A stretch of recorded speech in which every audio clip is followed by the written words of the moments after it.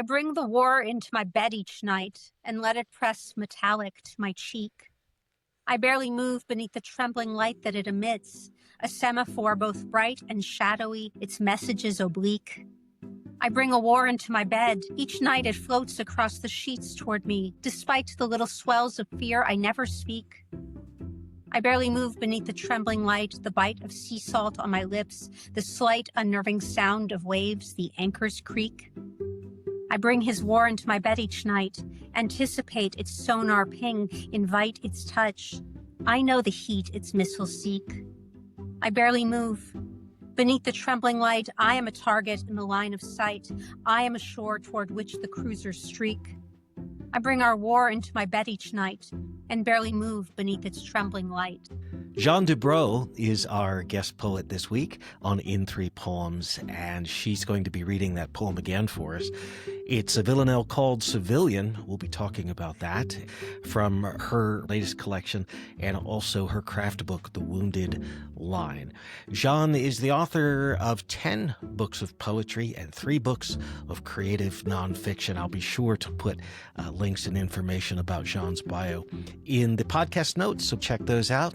Meanwhile, let's get right to the conversation with Jehanne. Hello, Jehanne, and welcome to the In Three Poems podcast. I am so delighted that you are here in this conversation with me. Thank you, David. Thank you for having me. We are going to focus, 10 books of poetry in your lifetime so far. We're going to focus. That's right.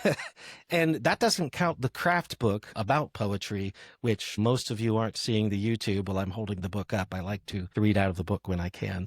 That's the Wounded Line, a guide to writing poems of trauma, and that's from University of Mexico Press. And the other book that we're going to talk about is Civilians, and that is from LSU Press. Both of them from this past year. But welcome to the podcast. Thanks for being here.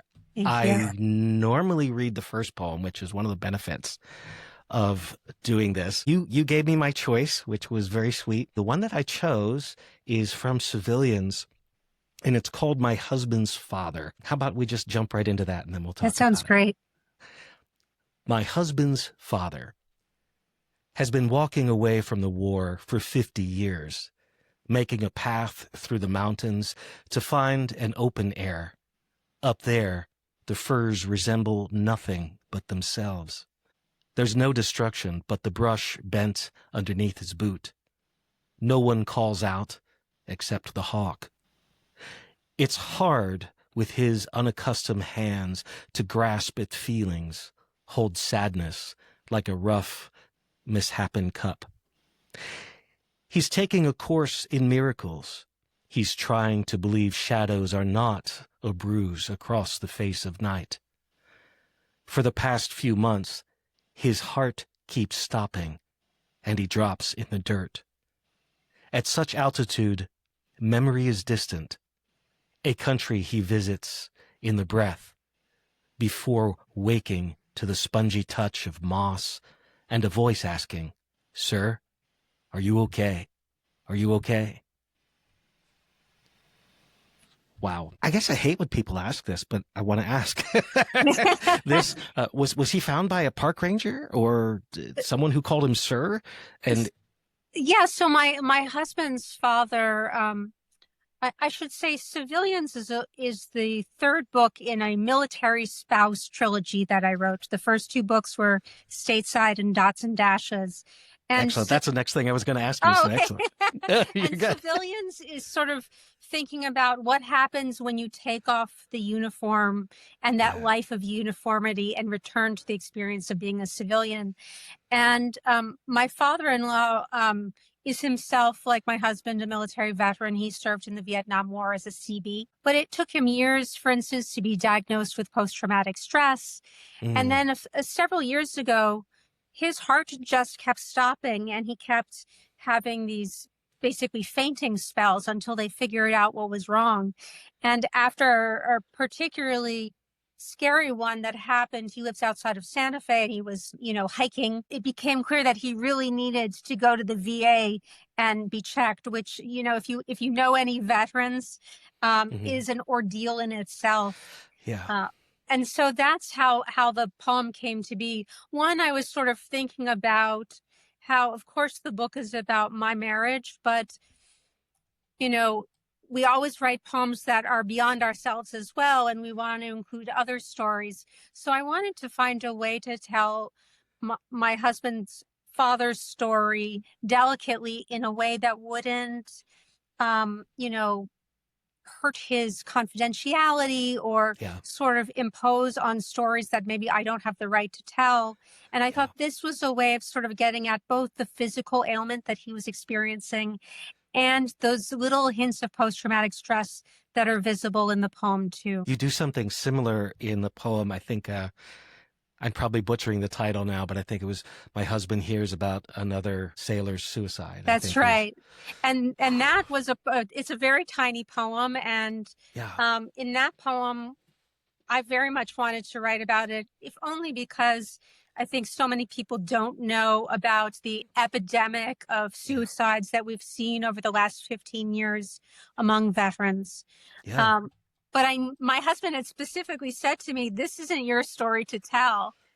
And so I thought, okay, how do I respect his wish, but still show something about this? And so that poem is about watching him through a window as he receives the news on the phone, and Yeah. sort of just being about that observation of what he looked like in that moment. Yeah. And beyond just the husband-wife thing, say, gotcha, I wrote about it anyway. I know. No, it's a very poignant, because you can sense the speaker in the poems care for the husband and actually saying, this isn't my story to tell. Yeah. But you can read the concern. And I like that you said that about this, because this poem, maybe the reason it stood out to me is because I'm also a birder. And while I am one of 4 brothers, and 2 of us did not go into the military, Yes. I had mentioned to you when we were chatting ahead of time that the 2 of them that did go into the Army threatened to beat me up, because I thought when I was very young, maybe I wanted to be a pilot. Of course, luckily for me, I learned that I didn't really love math that much, and I'd rather write about flying than actually doing the schoolwork and whatnot to do it. But Well, yeah, maybe so that's why you like birds. Is it's that another could way be, of flying? because they can do that, and I'm a bit envious. But also, I think seeking peace the way this man is in the poem, trying to get away from the war for all these years. And it's like, how's the phrase that he's been walking away from it? He's been moving away from the war. And it's a constant daily thing. It's still a process for him.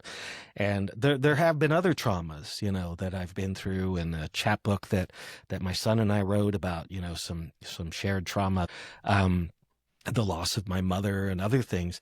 And one of the things about, going to where the pine forest is so quiet, with the layer of needles on the ground, and the sound only of the hawk or maybe a warbler in the woods, is nobody expects anything of me there, And so I think that was what drew me in right away. But then you also got me thinking about my own father, who had sent 2 boys into the military, one of which served, not in combat, but he served in Germany during the Vietnam War, and is now suffering from frontotemporal dementia and is in a VA hospital. My father has lost 2 wives over the years, so he's had his trauma too, and he does similar things with, like, walking out to the woods. He was pretty much done hunting and has mostly been bird watching. I was also the only one of those 4 brothers who'd never wanted to hunt, and that was a sore spot between Dad and I when I was younger. But now that I'm older and we have a better relationship, he'll tell me about what birds he's seen outside his window or with his binoculars, and he takes his walk around the farm and out to the fields. And this last year, they set him up with a little lean-to by the barn. He's 92 years old. Wow. So he didn't have to walk off to the woods to go hunting. But even though he said he was retired from it, he still had his, ability to be able to at least have some peaceful time in the woods, or at least near the woods. But he's trying to believe shadows are not a bruise across the face of night is such a moving line. And I don't want to get too far ahead of us, but you're going to read another poem a little later on that has some similar, although it's a surreal poem by someone else, Yeah.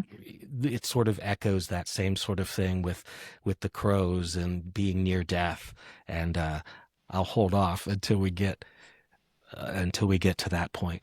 But tell me more about, you started talking about why you wrote Civilians. Tell us a little bit more for those who haven't read the book yet.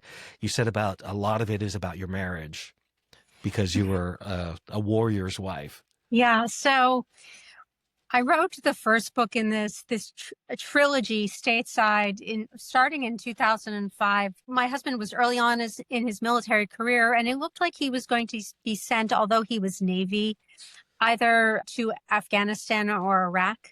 At the time, the U.S. military was shorthanded, and they were sort of just plugging in people where they needed them.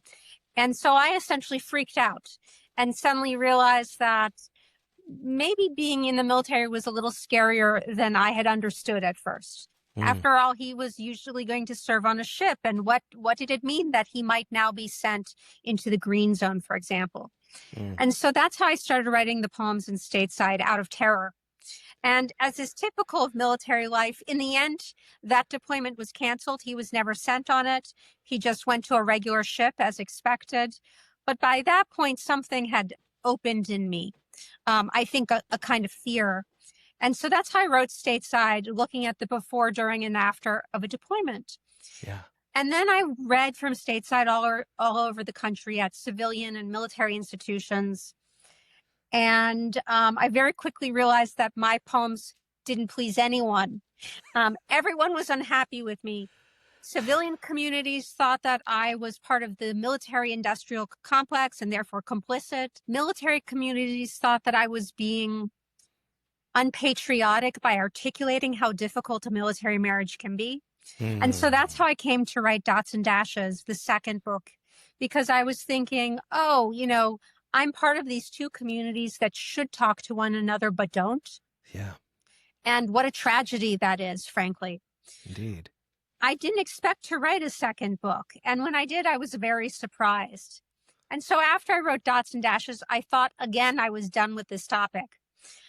But as you know, sometimes our writerly obsessions pursue us.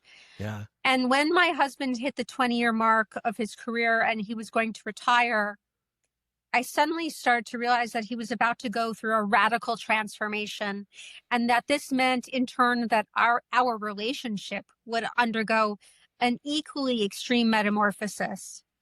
And so that's how Civilians came to be, because I was thinking about, what is a civilian? And so I came to write Civilians after reflecting on these kinds of transformations that he would undergo individually and that we would experience as a couple. And Civilians really reflects on this idea of what happens when you leave behind a life of uniforms and uniformity and become just another civilian. And the problem with being a civilian is that if you look the word up in the dictionary, it's defined by negation.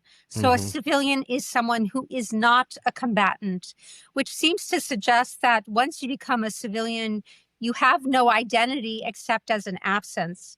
Yeah. And so the book is also about trying to define civilian. And that's why there's this sequence of poems in the book that just have the title Civilian, because I was trying over and over again to give you, here's an explanation for what a civilian is. No, here's another one, or maybe it's this one. And so the book is this effort. Yeah. Yeah, it reminded me of, further back in time, D.H. Lawrence, I've joked, here's another one of his poems called Poem. But, but I think in more the way that you were doing, like Padraig Otuma's book, Kitchen Hymns, he has a series of poems that are entitled, Do You Believe in God? Oh, that's and interesting. Each one is a response. And so I kind of saw that same sort of method going on. Why don't you read us one of the title poems? Do you want to say anything about it first, or should we just talk about it after? Sure. So this is one of the poems in the book that's using a fixed form. It's a villanelle, which is one of my very favorite fixed forms to work in. I also am a passionate sonneteer. Okay. And so there are a bunch of those in the book as well. So this is Civilian. I bring the war into my bed each night and let it press metallic to my cheek. I barely move beneath the trembling light that it emits, a semaphore both bright and shadowy, its messages oblique. I bring a war into my bed. Each night it floats across the sheets toward me, despite the little swells of fear I never speak. I barely move beneath the trembling light, the bite of sea salt on my lips, the slight, unnerving sound of waves, the anchor's creak. I bring his war into my bed each night, anticipate its sonar ping, invite its touch. I know the heat its missiles seek. I barely move. Beneath the trembling light, I am a target in the line of sight. I am a shore toward which the cruisers streak. I bring our war into my bed each night and barely move beneath its trembling light. And for any listeners who haven't worked with villanelles before, they are fun because it's one of those things. Once you get your first line and your third line, you That's have right. almost half the poem. I guess I should talk about the form then for a second. And I think usually in iambic pentameter. Yes. And 19 lines in the first and third line, then are repeated at specific places, and then as a couplet at the end. I was talking to one of my dear friends who's also going to be a guest on this podcast, so he'll know that I'm talking about him. And he said, "Oh, it's a villanelle. You know, I'll have something to say about that." Because he and I have different favorite villanelles. My favorite villanelle is Elizabeth Bishop's One Art. Mine too. And his is the very strict form of Dylan Thomas's, do not go gentle, into that good night. Yeah, he's one of my first editors, along with my son, when I'm looking at making revisions. But he very much in recipes and in forms likes to stick to the rules. And I like to, quote Mary Oliver and say, hey, it's a dance and you can change the steps and it's still a dance. And you two, you aim for something between the two. I mean, I think in Dylan Thomas's villanelle, it's very strict, except what I think is brilliant about it is the way he uses the words. Sometimes I think it's like a question, and sometimes it's more of a statement, and the way he uses, I think the punctuation changes a little bit, which you do. Now, Elizabeth Bishop, she tosses out most of the line except the last word of each That's line. right. Yeah, so but it had the echo of it. And yours is a little closer to Dylan Thomas. I think mine is very strict. So I have a sort of signature move that I always pull in my villanelles. I tend to be very rigid when I'm writing a villanelle. But what I try to do is there are those two refrains which we label as A1 and A2 in the poem. Yeah. And I find that if you can design them in such a way that they include dependent clauses, then you get a lot more flexibility with how you use those repeating lines, because then you can create new sentences where those dependent clauses either end a sentence or begin a new sentence. And so you see that in this poem with the phrase, I bring the war into my bed each night. I bring my war can be its own section. Each night can be the start of a new sentence. And so when you really think of the villanelle as in terms of sentence structure, you can be very strict while also being extremely creative with the way you handle the refrains. But I love the tiny adjustments that you make, that it goes from I bring the war into my bed to eventually my war. Yeah. The speaker in the poem becomes increasingly complicit the further on in the text you go through that use of the shifting pronouns to indicate like ownership or possession of the war. Yes, it's no longer just something that the husband in this situation is, but what your part or what the speaker's part is. It's beautifully done. Thank you. Now that I think it's in chapter 19 of your other book I said we were going to focus on. You mentioned about how form can be a way of getting a grip on trauma. Yeah. You'd said about fixed forms can function as a safe container for devastating subject matter. Talk to me about that. Yeah. So I'm a very practical teacher. I like to give my students usable skills.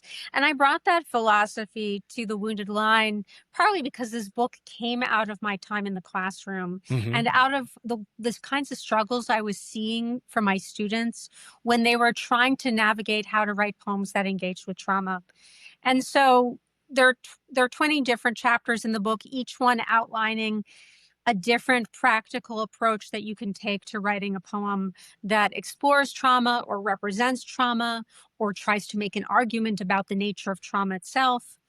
And the final two chapters in the book are the ones that are most explicitly about form, even though I'm obsessed with form, so I can never help talking about it.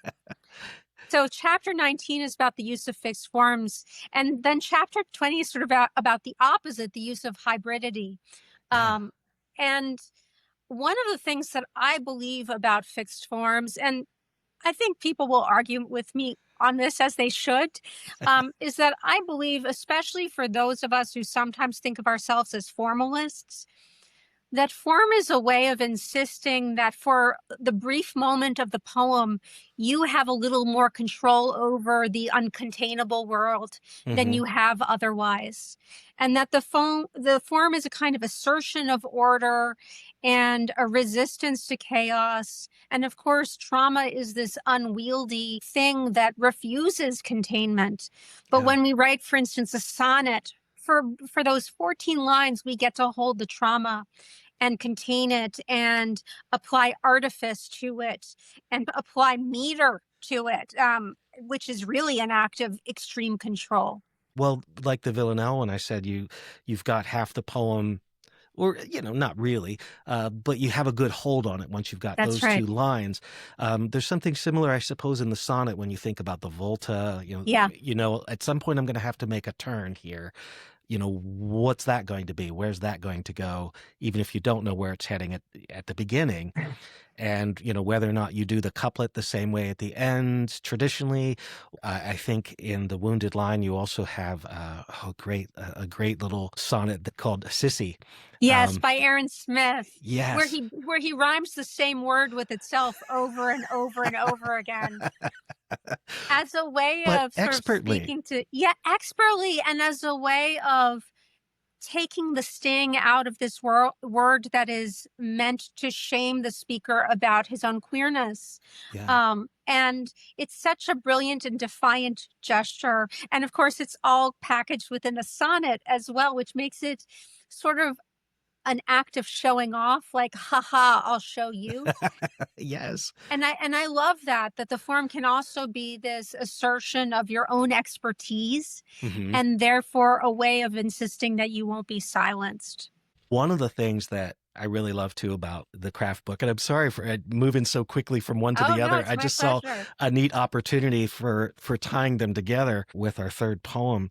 But at the end of each chapter, you have some little exercises, and I love those. They're very practical. Usually, I think it's 3 at the end of each. Yeah, usually around between 2 and 4. And I called them writing your way in Yeah, as a way of kind of diffusing the tension that often happens when we've been given like the assignment of a prompt and immediately we kind of clench up and become anxious. yeah, Whereas if it's just a matter of writing your way obliquely toward the poem, like I'm just going to make my way toward a draft, then yeah. it becomes a little less intimidating, I think. And that's something I was going to say. I love that you sometimes will say, write a draft as. And Yeah. that puts a lot less pressure because so often when I'm writing, I find out that my first 2 lines or first stanza was a runway up to the actual poem. That's right. The poem is trying to take off, but it just can't get lift until like line 3 or 4. Yeah, and there's a group of guys every other Sunday that we talk and share poems, and my friend Josh very often says, it'd be really interesting if this started with line 46. And you moved, not that he throws everything else away, but he gets you to think of it very differently. Yeah, And a draft can just be a draft, and you can still play with the lines and move them around. that's right. The key, especially when you're writing about electric subject matter like trauma is Yeah. no pressure.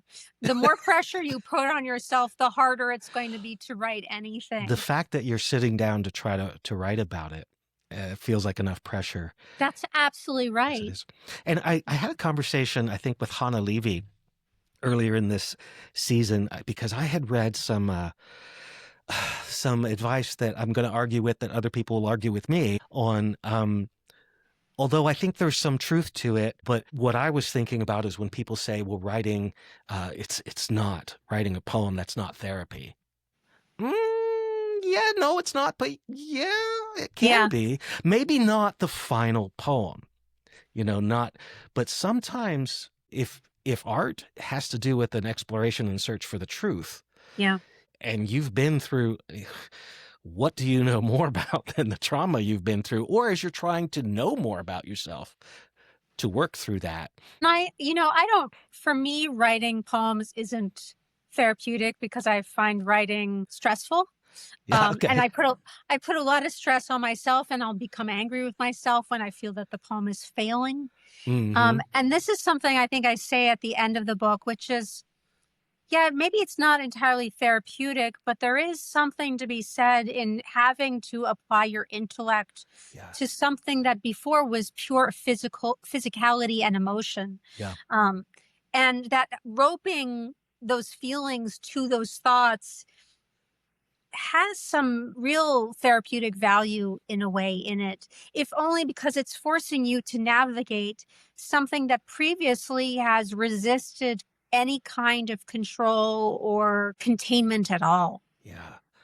Now, we go from containment to something else entirely. Yeah. Because the poem that you chose is from a different chapter of a whole different avenue toward writing about trauma.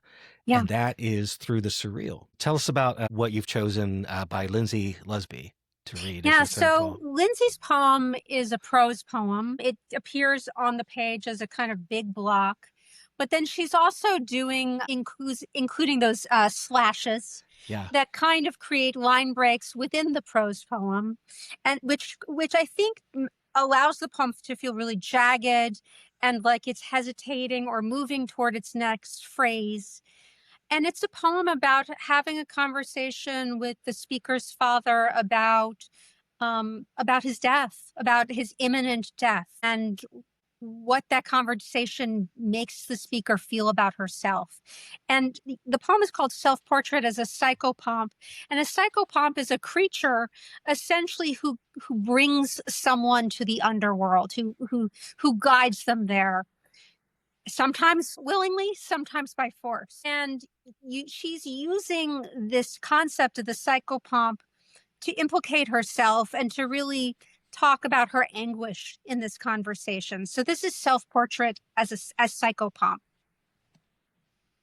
When we ask my father how he wants to die, he opens his mouth, and the crows flash their purple black feathers over his bed. Bastard birds named Breathless, named Hunger, named Sleep, named something rotten in the fatherless. Scavengers plucking at the bones, and the bones still sunken under. Skin sunken under air too heavy to swim up through. He says, don't you know we live at the bottom of an ocean named sky? We do, and we don't know how to hold this in our barbed grasp without breaking the glass globe of his dreaming. He says, look at these clouds like sea foam floating on currents of troposphere. And the crows darken the air in the rooms where they wait, and we wait for him to close his heavy eyes. One of the things I love about these talks is you start to see, whether you planned it or not, how the poems talk to each other. Yeah. And your poem that I read, I guess the starting one, had that phrase about, the bruise against the sky. Yeah. And I'm seeing the crows working as that same sort of metaphor for what's unnameable, what I don't want to talk about, what I can't face. Yeah. But I think putting the metaphor into something surreal, putting the feelings into something that I don't know how to name this feeling, but I know crows are black and purplish like a bruise. That's right. And sometimes trauma is so horrific that it does feel both real and above the real, beyond the real, Yes. dreamlike. And I think, surrealism is such a useful tool when the emotions are particularly frightening, that the poet wants to articulate. And, in Lindsay Lusby's poem, what she's articulating is deep grief, but also kind of feeling that she's wondering, am I a carrion bird hovering Yeah. over the body of my father? Mm-hmm. In having to ask this question, how do you want to die? That that she feels as if there's something unseemly about that. That's both intellectually and emotionally complex. And I love the way she uses the surreal to get at that extreme guilt and shame that the speaker fears as being this sort of bird picking at the father's body. Yeah, and you said that, and I'm going to highlight it again because I did write. Though most people aren't seeing the visuals, I held up the book. I actually underlined the beginning of chapter 8 and circled the word above because I was expecting the surreal lies just beneath what we understand to be real, but that's not what you said. You said lies above. That's right. What we That's understand to right. be real. It comes, after all, from the French sur. Yeah. So, right. And I mean, I think also it's interesting to think about the birth of surrealism is associated with the birth of psychotherapy. mm-hmm. And the ways in which in the early 20th century we developed a new sense of the self because we were starting to understand about these different layers of the mind and of our psychology.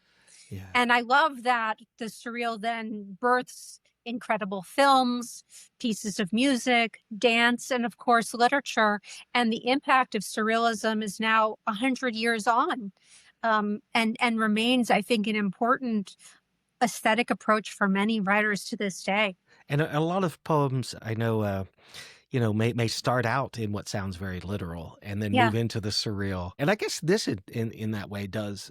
That's right. It's so grounded in that initial question of basically, how do you want to die? Yeah, we're here by his bedside, and all of a sudden there's crows. That's right. That's right. And of course, what a surreal poem does really well is treat that arrival as if it's totally natural. Yeah. Because in the dream world, the arrival of crows on the scene at a deathbed would be totally normal. Mm-hmm. And the mind certainly would not question it. Yeah. So she does this really, I think, really well. And I very much hope that we'll be seeing a full-length book from Lindsay that circles around this topic because her insights, I think, about grief and loss are so rich. I very much would look forward to that, yes. So the book, The Wounded Line, A Guide to Writing Poems of Trauma.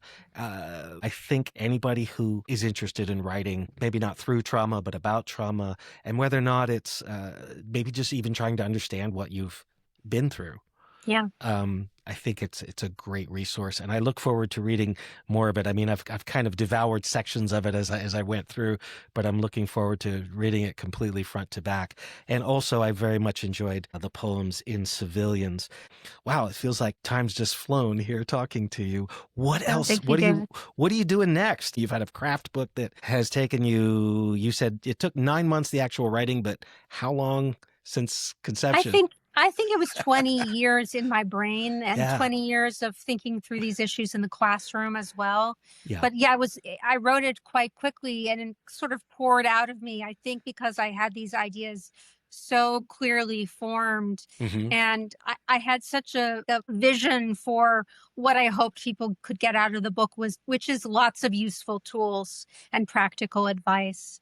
But I mean, I'm always working on several books at once. I was going to say, what's next? What are you working on now?